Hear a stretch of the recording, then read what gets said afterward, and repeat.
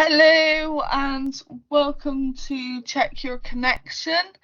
My name's Chelsea. Check Your Connection is about unlearning disabilities from what you think you might know. Today we have Emma, who's one of our council members and also the former Vice Chair. I'm Emma, and I'm a council member, and I also work for Dimensions as a quality consultant. So I'm from Leeds. I'm Claire. I live in Crawley. I'm a member of the council. Hi, I'm Nicky. I'm one of Claire's support workers. I've been working at Dimensions now for nearly 5 years. Hi, I'm Amy. I've recently joined Dimensions as the Head of Involvement and Engagement, and I live in Chesterfield. And as always, Michelle is in the background doing all our checks and keeping us on track. Today we are going to talk, of course, about our council meetings and all sort of things we've been doing, and of course there's the download, which will change for me every time. I could go on about Esperanto, which was banned one Christmas, you know. Oh, it's Duolingo. I got obsessed with Duolingo again. Today's topic is an interview with Amy, who we are going to learn about. Emma, I was really happy that you asked to interview me when I came along to the council. I've recently joined as the Head of Involvement and Engagement at Dimensions, and you wanted to know a bit more about me, so feel free to ask me some questions. Yes, and my first one is, why did you decide to apply for this job? I couldn't not apply for this job. I've said that to Pippa, who interviewed me, and David Cockcroft, that you might know as well. I couldn't not apply because somebody told me about the job. They'd seen it advertised and they showed it to me and said, this looks like something you'd really like to do. And when I read it, I can only really describe it as I felt like I was reading my perfect job on a page. And the back of a job description has a thing called a person specification, and that tells you the kind of person they're looking for. And as I read that, I thought, well, I think that's describing me a little bit, so I would really like to apply for it. And I read about Dimensions. I hadn't heard about Dimensions before, so I went on the website and I read all about the things that you do and the people that Dimensions support and all of the brilliant involvement work that you do as quality consultants as a council. And I just thought, well, how can I not take up this job? So I applied and I was really hoping I got it, and I cannot tell you how happy I am that I got it, Emma. You must be sort of a mad person. I think I'm very lucky, Emma. I am a little bit mad too, but I'm very lucky. Did you like your first council meeting, what you were invited to then? I loved coming to the council. I suspect it will be my favourite part of every month now, coming to the council. I thought everybody was fantastic, and what I really liked about it is in lots of the jobs that I've done before, I've been to councils and forums and groups and things like that. And some of them run really well, and some of them people just kind of talk and then they leave, and then they come back next month and they talk and they leave. What I loved about your council is that you talked about really important things, that you decided what you talked about, and that you made sure that everybody had the time to tell you what they thought about the topics you had on the agenda. Everybody got a chance to contribute, and everybody knew where their contributions were going to go. I thought it was fantastic that Michelle was facilitating it as well. I loved the fact that we could all see what we'd said at the end of the council. I thought it was wonderful. So like I say, I think it's probably going to be my favourite few hours every month. That's quite pleasing. That's quite pleasing then. You made me very welcome. All of you did. So do you think you got some big shoes to fill then in your new job after our our other one sort of went. I do think I've got big shoes to fill. It's very obvious to me that Paul was here for a long time and did some absolutely fantastic work. An important thing that you need to know about me is that I'm quite determined. So knowing that I've got big shoes to fill might feel a little bit scary at first, but it also just gives me something to aim for. I want to be as useful to you all as Paul was. I want to continue all the great work that he did, and I want to be able to support you all to do new things and exciting things as they come up too. Have you got any great plans for your new role? I think for a while, when you get a new job, you just need to listen and you need to watch and you need to just soak everything up, because there's loads of things that are being done fantastically well. And I think if I start messing with things, I could mess up things that are working really well. I think there are a few things that are particularly important to me in terms of involvement and engagement. One of those things is positive feedback. So I think I might have said this when I first came to the council. I think lots of organisations don't use positive feedback as much as they could. I think there's a lot, when somebody takes the time to tell us that something's gone really well, that they're really pleased with the support they've received, that their lives are exactly as they hoped them to be, that they feel really well supported, there's really good information in there. There's really good insight that tells us what we should be doing for everybody. Why can't we do this for everybody? Why can't we make everybody's life as good as this person? Why can't we make everybody's support as good as that person has received? And I think involvement wise, I think a lot of the time organisations have kind of what I would call bums on seats. I don't know if that makes sense to you, but No. sometimes organisations feel like they should involve the people that they support, but really they bring them into a room and agendas aren't easy read or accessible, and the topics that are being discussed are known much more by the staff and less by the people they support, and it just doesn't feel fair or right, and it doesn't give people the opportunity to influence as much as they could. So one of the things that I really care about is making those things fair and equal, so that everybody understands where their contributions will have an impact, and they feel really well informed and able and confident to contribute. So I like all that stuff, and I can see that Dimensions does a lot of that really well already, but I think there are some places that we could do it even better. How would you make sure every staff knew what the involvement and engagement team did, regardless of where they are in the organisation? A great question. You're both asking fantastic questions. I think part of that's about relationships, Chelsea. So we're in a part of Dimensions called business support, and that's kind of in the middle, if you like. And then we've got all those regions, haven't we? All of those teams, all of those operations directors, all of those staff all around. And I think the important thing is that we just don't stay in the middle. We go out and meet people. We go out and meet everybody, as many people as we possibly can. We go and spend time in the regions. We go and be part of recruitment, all that kind of stuff. The other thing that I know about is the Involvement and Engagement Hub that I know Michelle has done a brilliant job of putting together. So there's loads of information on the intranet in our hub, and I would really like to make sure that everybody knows about that. And then the other stuff, I think, is get it into things that already exist. So, you know, if there are meetings that are happening, or if there are events like listening events, or if there is anything going on, the Inspiring People Award that we were at Chelsea on Friday, that was a really good time for me to just wander around. I picked out all the people that I thought I might need to meet, and you introduced me to some people, and I started to talk to them about involvement and engagement. What do you do in your region? What help do you need? So it's, yeah, we'll be taking every opportunity we can.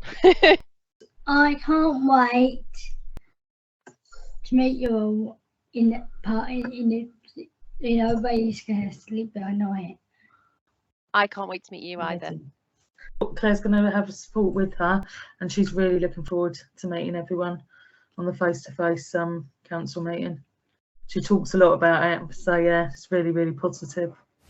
So the council has been talking about what we've been doing, which is safeguarding and mental health. Do you remember, Claire? Do you remember? No, not into it. We talked about safeguarding. Lots of assessments before I can go out. Sometimes people too much. I want to go to London on my own, but I'm worried I won't be safe. Yeah. So that was some of the things we were talking about. Feeling safe when you're out and about with your support worker. I really trust Nicky, My support worker. I supported Claire away on holiday this year for a week holiday. So, didn't I? So I kept her safe and she could talk to me. I went to Batlin with Nicky. I supported Claire to go to a London theatre as well. So it's the fact that, you know, you can do anything, but it is, you've got to make sure you're safe, haven't we, Claire? Yeah. Yeah, we had to do risk assessments around Claire's holiday and when we went to London as well.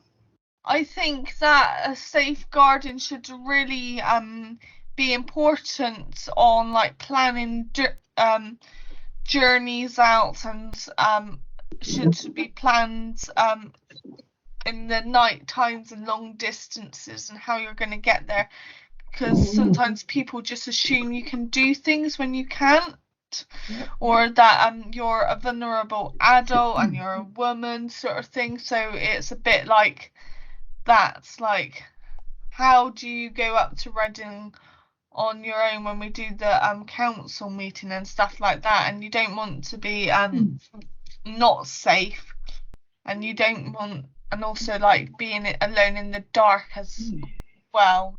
One of the locality managers said it was 11 at night is the when their shift ends or something, and it needs to be you know, how do you get home if your bus is an hour late and stuff. So this section is called Download, which is about our hobbies and interests and what we've been watching on the TV and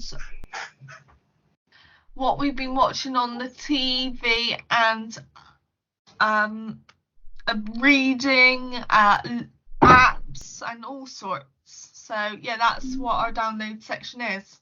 Amy? On telly, I've been watching Interior Design Matters. So I'm a bit of a nerd about interior design. So I love that. And reading wise, I've been reading a book which is fascinating called Far From the Tree by Andrew Solomon. And it's about families where the parents are dissimilar for some significant reason to their children. So there are ones where, for example, you might have a deaf parent and a hearing child. And it's really, really, really interesting what happens when your children are very different to you as a parent and perhaps you don't understand their world. It's really fascinating. So I'm really enjoying that. Claire? Claire, tell me what you've been watching on telly. What have you been watching? So I've been watching The Voice. The Voice. So I've been watching The Voice. I've been watching The Voice. Yeah, I have been cooking.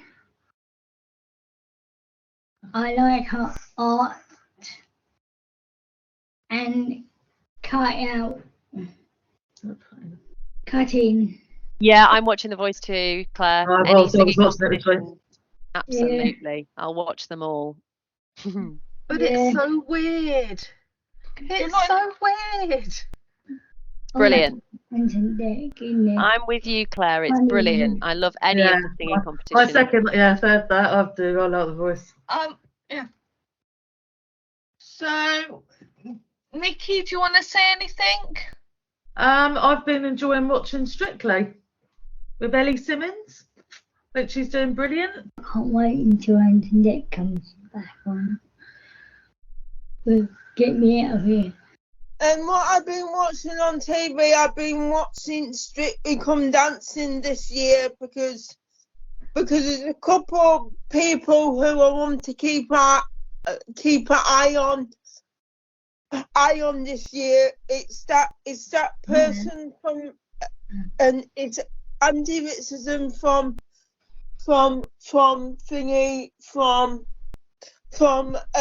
BBC Radio 2, and then it's James is from EastEnders, and and it's somebody, and it's Helen Skelton.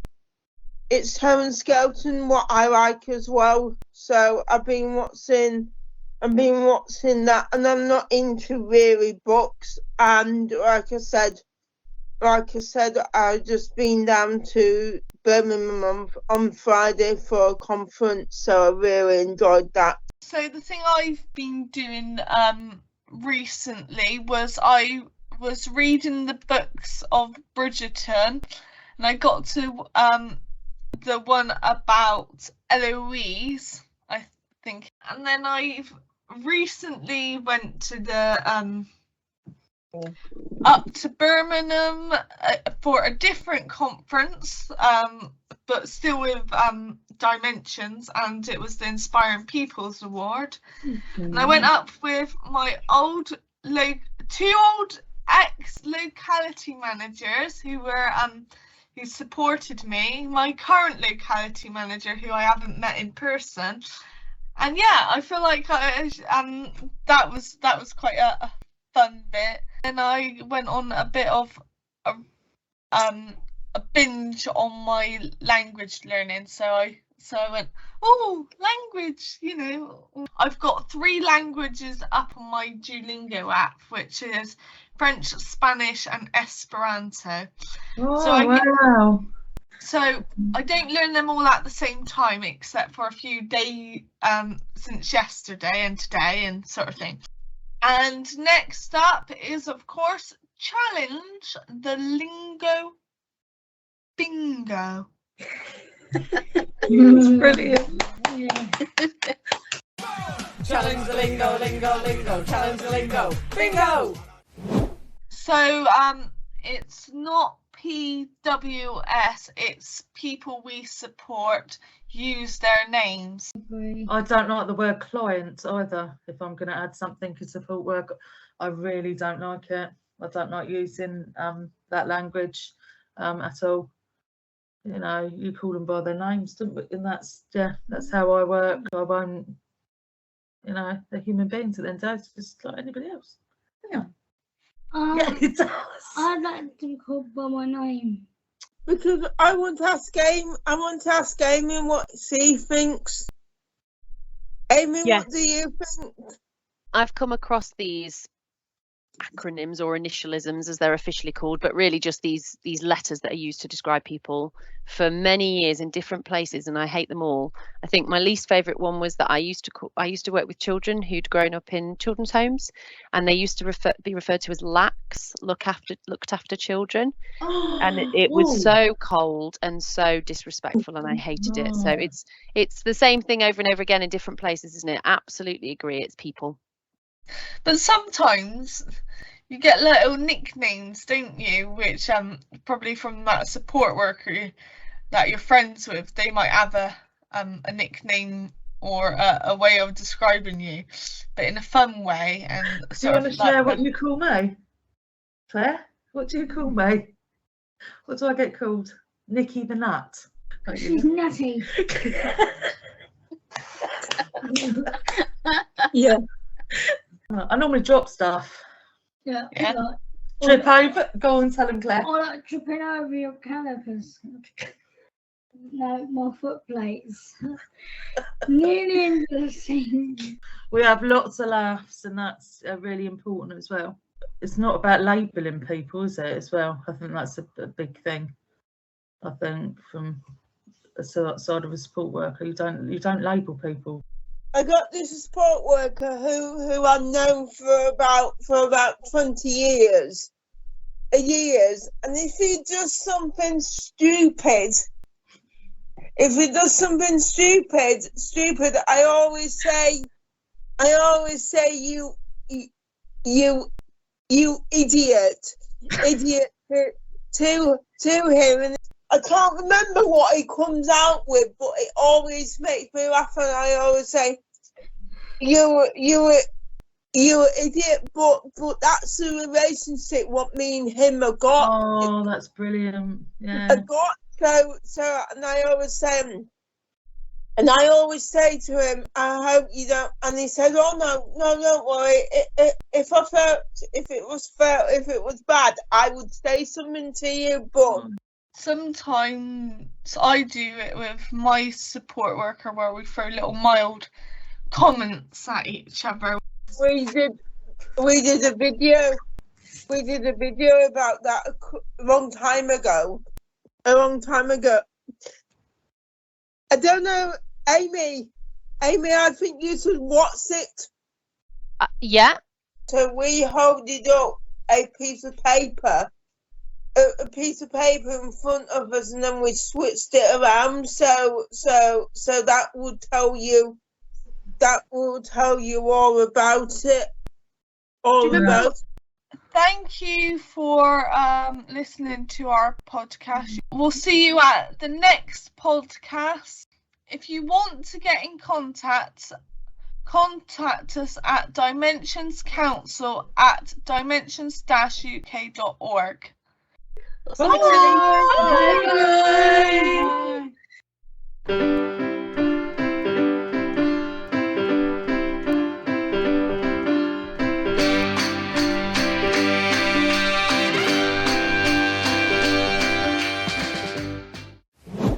Hi, I'm Amy. I'm very proud to have just done that wrong. Hang on a second, I'll do it again. Sorry, Michelle.